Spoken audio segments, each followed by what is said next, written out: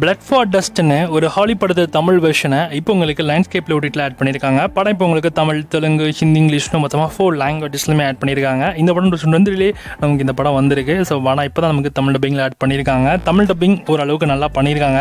இந்த படத்தோட சிம்பிளான கதைன்னு எடுத்துக்கலாம். கதையில் அவர்கிட்ட நம்ம ஹீரோவோடைய அந்த ஃபேமிலி ரீசன் ப்ராப்ளம்ஸ்லாம் சிலது இருக்கும். ஸோ அதனாலே அவர் வந்து மன உளைச்சல் ஆளாயிட்டு இருப்பார். ஸோ கையில் காசு இல்லை, எதுவுமே இல்லாமல் ஸோ ரொம்ப கஷ்டத்தில் இருப்பாப்புல.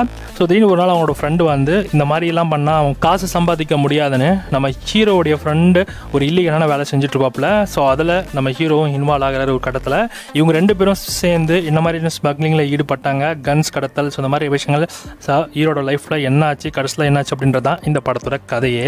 ஓவராலாக இது ரெகுலர் டெம்ப்ளேட்டட் ஸ்டோரி தான். பட் ஆனால் ஸ்க்ரீன் பிளே நல்லா இருந்தது. ஃபைனல் சீன்ஸில் கிளிஃப் அப்படின்றத நம்ம ஹீரோ ஸோ அவர் டிசைன் பண்ணுற அந்த சீன்ஸாக இருக்கட்டும், ஸோ அங்கேருந்து எஸ்கேப் ஆகிற அந்த சீக்வன்ஸ் ஆட்டம் எல்லாமே நல்லா சூப்பராகவே கொண்டு போயிருந்தாங்க. ஸோ எண்டிங் கொஞ்சம் டார்க்காக இருந்தது. அண்ட் குறிப்பாக ஓப்பனாக வந்து ஒரு மாதிரி சர்வைவல் அண்ட் அந்த லாஸ்ட் ஃபீல், ஸோ இந்த மாதிரியான விஷயங்கள்லாம் கலந்து தான் ஸோ ஃபைனல் கிளைமேக்ஸை முடிச்சிருக்காங்க. ஸோ பாருங்கள், மேபி இந்த படம் பார்க்குறப்ப மேபி உங்களுக்கு பிடிச்சாலும் பிடிக்கலாம், பிடிக்காம கூட போகலாம். படம் உங்களுக்கு தமிழ் டப்பிங்கோட லைன்ஸ்கேப் அவைலபிளாக இருக்குது.